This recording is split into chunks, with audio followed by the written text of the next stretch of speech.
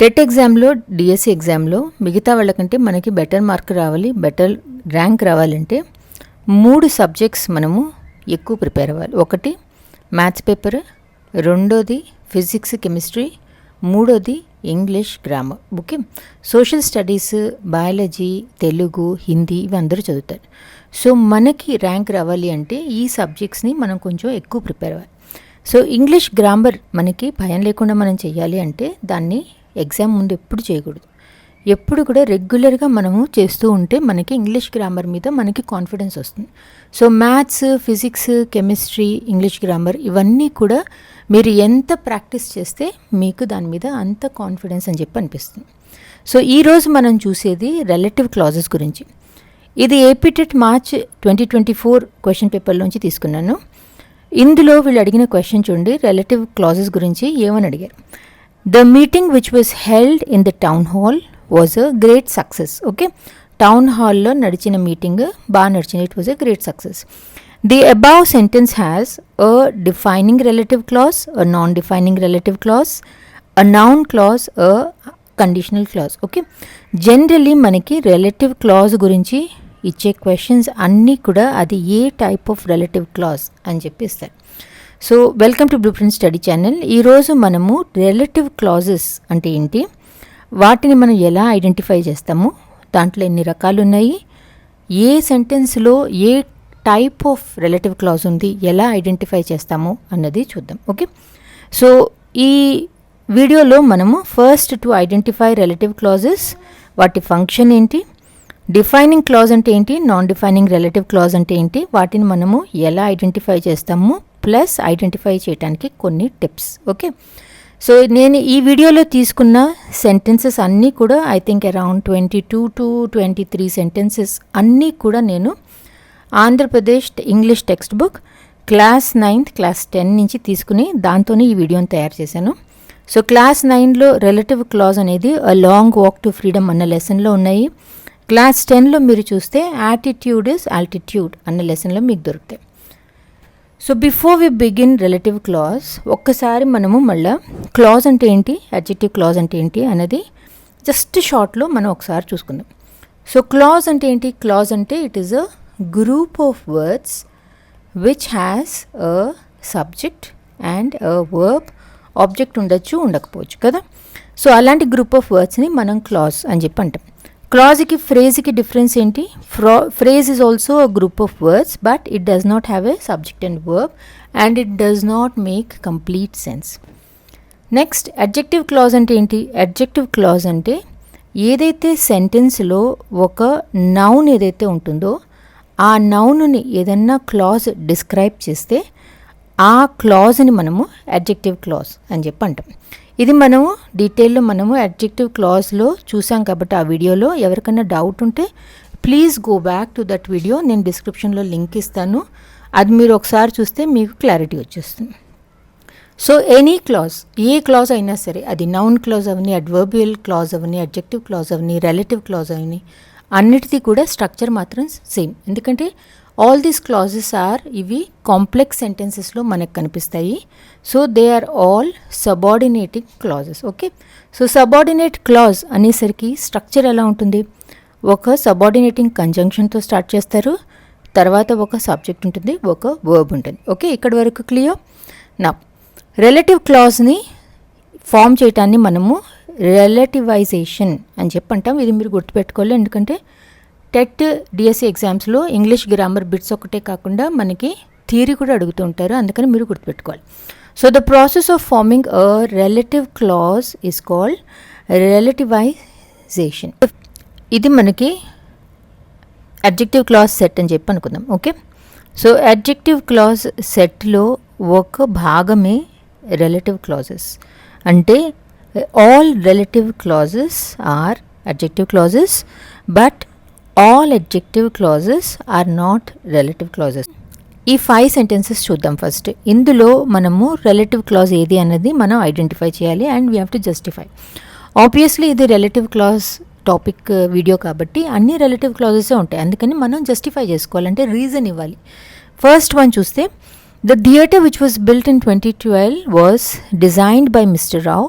ఇందులో main clause ఏంటి? The theatre was designed by mister Rao అనేది that is our main clause. Which was built in 2012 అనేది that is your subordinating clause. ఏ theatre గురించి మాట్లాడుతున్నాం? The theatre which was built in 2012. Okay, ఈ నౌన్ని describe చేస్తుంది కాబట్టి this is your relative clause. Now second, the people who live in glass houses must not throw stones. ఇందులో main clauses the people must not throw stones అనేది మన main clause. హూతో start అవుతుంది కదా, who live in glass houses, that is your subordinate clause. ఏ people గురించి మాట్లాడుతున్నాం? ఎవరైతే గాజు ఇళ్లల్లో ఉంటారో, the people who live in glass houses, ఇది పీపుల్ని డిస్క్రైబ్ చేస్తుంది కాబట్టి that is your relative clause. Okay, now third one, the silk saris which are made in Banaras are popular all over the world. ఇందులో main clauses the silk saris are popular all over the world. So which start అయింది కదా, ఈ which నుంచి ఇక్కడ వరకు మనకి that is your subordinating clause. So ఇప్పటికీ ఈ 4 వీడియోలు మీరు సరిగ్గా పూర్తిగా ఫాలో అయి ఉంటే మాత్రం you must be able to identify the main clause and subordinate clause by now. Okay, now the silk saris which are made in Banaras అంటున్నాం కదా, ఏ సిల్క్ శారీస్ గురించి మాట్లాడుతున్నాం? ఏవైతే బనారస్లో తయారు చేస్తారో, అంటే ఈ ఫ్రేజ్ని డిస్క్రైబ్ చేస్తున్న క్లాజ్ ఇది. Okay, so this is our relative clause. Fourth one, this is the peaceful place that is liked by every naturalist. Okay, so this is the peaceful place అనేది that is your main clause. That is liked by every naturalist అనేది that is your subordinating clause. Okay, ఏ place గురించి మాట్లాడుతున్నాం? ఏదైతే naturalist అందరికీ నచ్చుతుందో ఆ place గురించి మాట్లాడుతున్నాం, ఆ పీస్ఫుల్ ప్లేస్ గురించి మాట్లాడుతున్నాం. Okay, so this is our relative clause. Fifth one, Nick has a small foot which helps him balance. Main clause ఏంటి? Nick has a small foot is your main clause. Which వచ్చింది కదా, which helps him balance అనేది that is your subordinating clause. Okay, the small food ఏం చేస్తుంది? It helps him balance అని describe చేస్తుంది. This is your relative clause. Okay, so that is how you have to identify the subordinating clause in the sentence. So ఈ క్లాజ్ని మనం define చేయాలంటే ఎలా define చేస్తాం? ఎందుకంటే ఇది మీకు ఎంసీక్యూ కింద రావచ్చు. అ క్లాజ్ దట్ జనరలీ మోడిఫైస్ అంటే ఏంటి? డిస్క్రైబ్ చేస్తుంది, దాని గురించి ఎక్స్ట్రా ఇన్ఫర్మేషన్ ఇస్తుంది అని చెప్పి అర్థం. A clause that generally modifies a noun or noun phrase and is introduced by a relative pronoun or relative adverb is known as relative clause. Okay, now ఈ 2 సెంటెన్సెస్ చూడండి. ఈ 2 సెంటెన్సెస్లో మీకు చూడటానికి ఏం డిఫరెన్స్ కనిపిస్తోంది? The people who call you is my uncle. The book which I read last night was thrilling. కళ్ళకి మనకి ఏం డిఫరెన్స్ కనిపిస్తుంది? కళ్ళకి మనకి కామా డిఫరెన్స్ కనిపిస్తుంది. ఓకే, ఇగో ఈ సెంటెన్సెస్ చూడండి. The student who studies hard will succeed. My brother who lives in London is visiting. So చూడంగానే మనకి ఈ సెంటెన్స్లో కామాలు కనిపిస్తున్నాయి, ఈ సెంటెన్స్లో కామాలు లేవు అని చెప్పి కనిపిస్తున్నాయి కదా.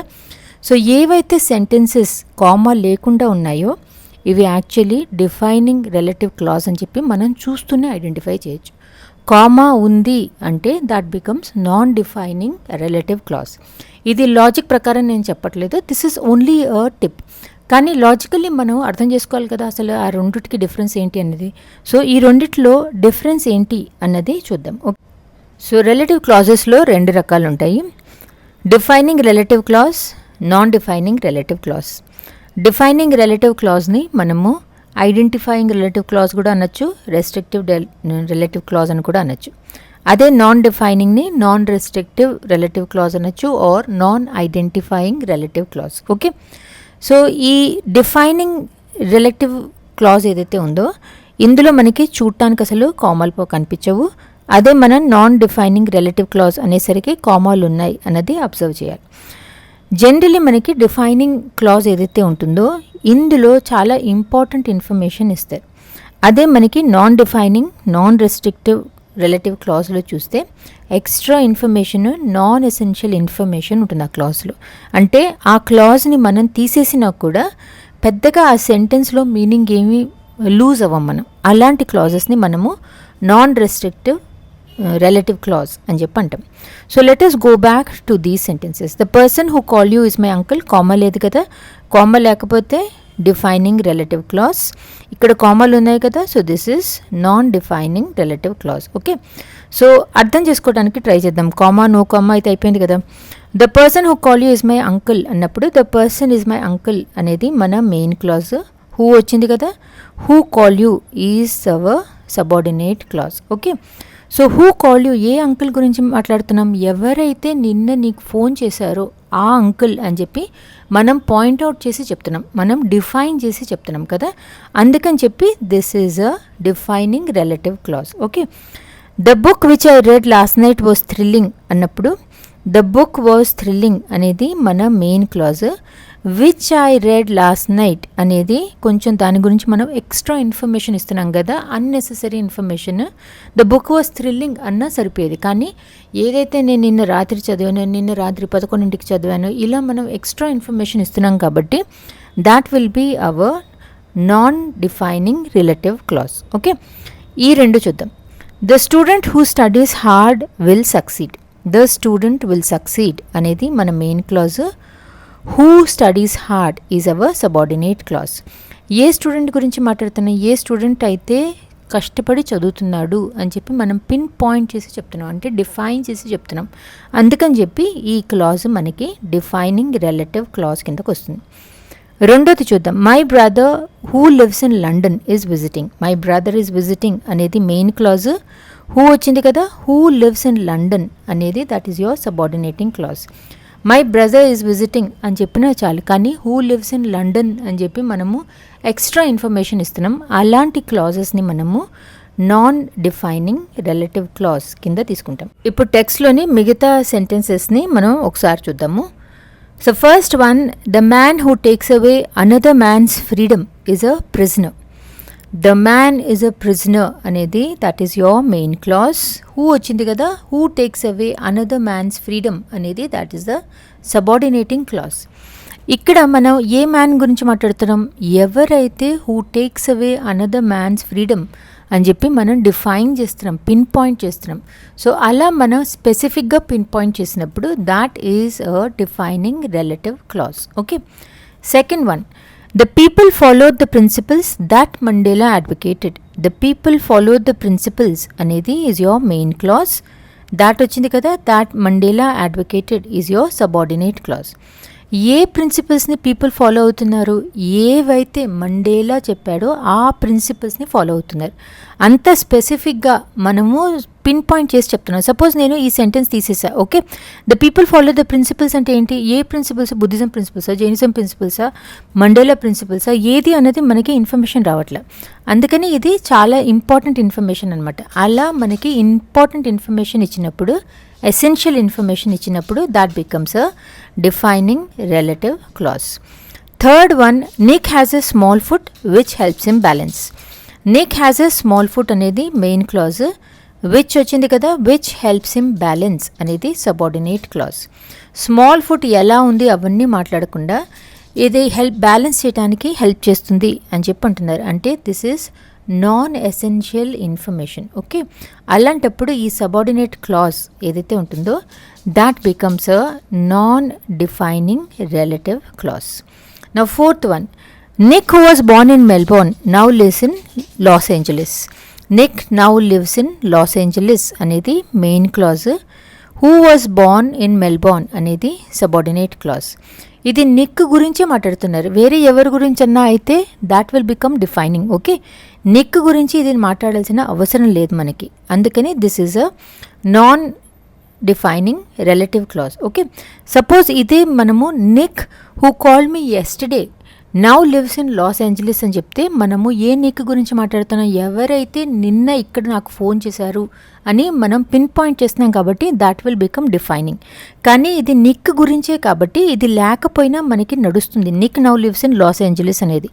That is why this is non defining relative clause.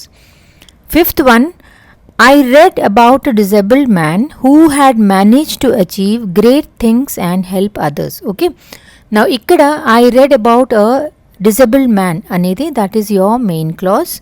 Who had managed to achieve great things and help others అనేది this is the subordinate clause. ఏ డిజేబుల్డ్ మ్యాన్ గురించి చెప్తున్నాం, ఎవరైతే పెద్ద పెద్ద గ్రేట్ పనులు చేస్తారో ఆయన గురించి మాట్లాడుతున్నాం. So this is a defining relative clause. Sixth one, I decided to give people the courage that the article had given me. Okay, I decided to give the people the courage అనేది that is your main clause. that వచ్చింది కదా, that the article had given me అనేది that is your subordinate clause. Okay, now ఇప్పుడు ఇక్కడ మనం చూస్తే I decided to give people the courage that the article had given me అన్నప్పుడు ఏ courage ఎక్కడి నుంచి వచ్చింది, ఆ ఆర్టికల్ చదివేసరికి ఆ ఆర్టికల్ నుంచి నాకు ఈ కరేజ్ వచ్చింది అంటే we are defining something kabatti this is a defining relative clause. Now seventh one, Nick who later achieved a degree says this. So Nick says this is your main clause. Who later achieves a degree anedi non essential information, so this becomes non defining relative clause.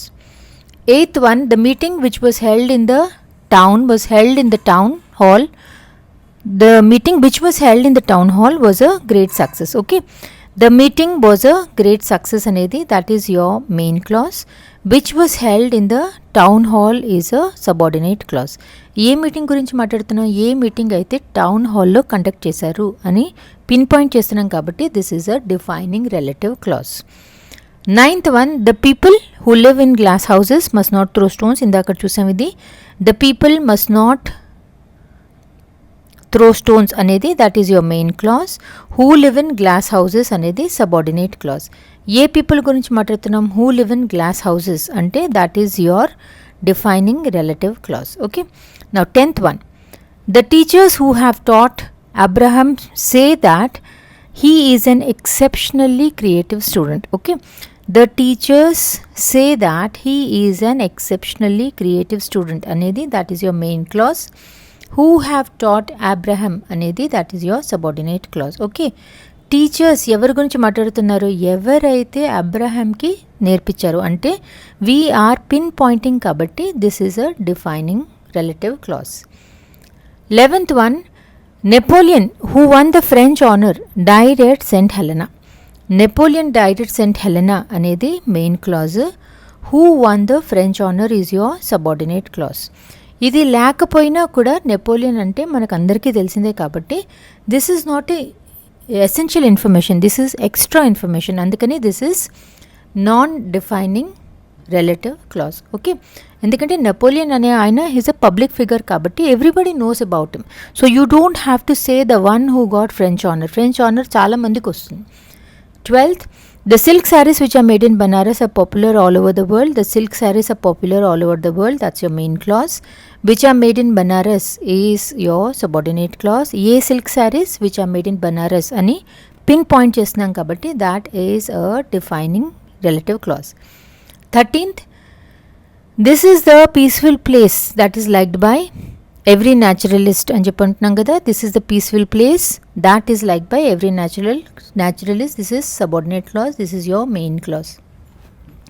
A peaceful place గురించి మాట్లాడుతున్నాం, ఏదైతే ప్రతి న్యాచురలిస్ట్కి నచ్చుతుంది అని చెప్తున్నాం కదా, అందుకని this is defining relative clause.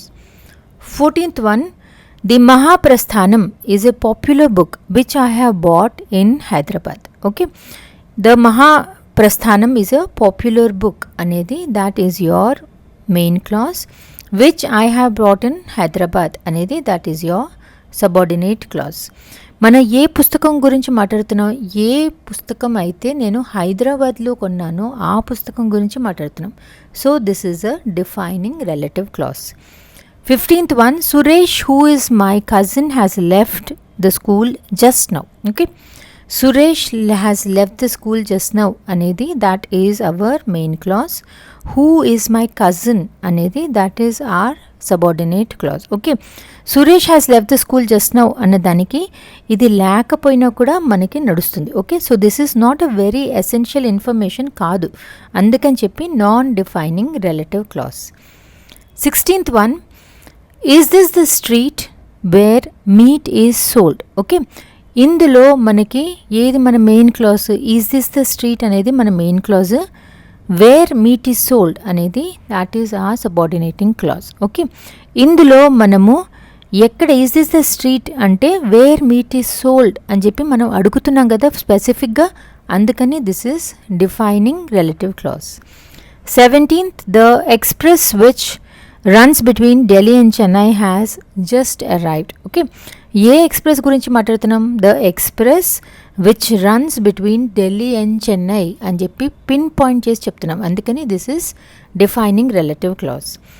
18th, the place which is behind a house has been closed to traffic.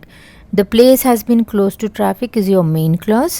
Which is behind a house is your subordinate clause. ఏ ప్లేస్ని మనం ట్రాఫిక్కి క్లోజ్ చేసాం, పిన్ పాయింట్ చేస్తున్నాం, which is behind my house, so this is defining relative clause.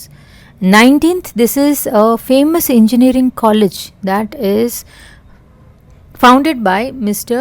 Yashwant. Okay, this is a famous engineering college అనేది main clause.